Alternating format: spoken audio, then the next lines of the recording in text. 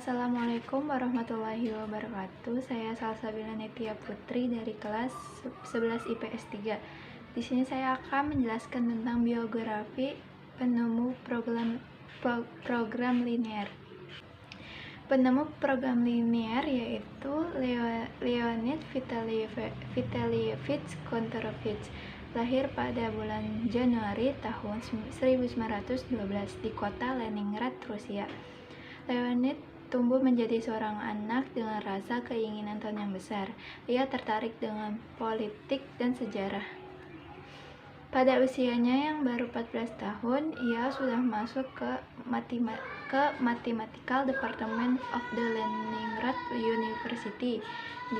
Di sini ia mulai menyadari bahwa ia berminat pada bidang ilmu pengetahuan dan ilmu matematika.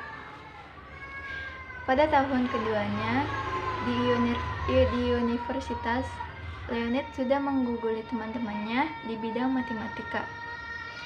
Bahkan ia sudah menguasai matematika kompleks dan abstrak. Di usianya yang ke-18 tahun, ia sudah menjadi penulis di bidang matematika. Setelah lulus, Leonid terus melanjutkan penelitiannya di bidang matematika teoritis.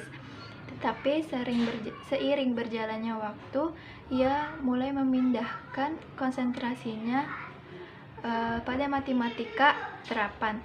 Pada akhirnya, kontribusi terbesar Leonid adalah pada matematika ekonomi. Pada masa itu, Uni Soviet sedang menghadapi masa industrialisasi di bawah wewenang Joseph Stalin, di mana perekonomian yang semulanya terpusat pada pertanian berubah menjadi industri. Keadaan seperti inilah yang membuat Leonid menemukan masalah di tempat ia bekerja, yaitu sebagai konsultan laboratorium pemerintah. Persoalan tersebut berkaitan dengan kegiatan produksi. Ia harus menyelesaikan masalah mengefisiensikan biaya produksi, pemakaian bahan baku, tetapi produksi tetap maksimal. Pada awalnya, masalah ini dinilai sederhana, hanya sebuah kalkulus diferensial, tetapi ternyata lebih rumit dari kelihatannya. Inilah hal yang menjadi awal keinginan Leonid untuk menggunakan matematika sebagai aplikasi untuk ekonomi.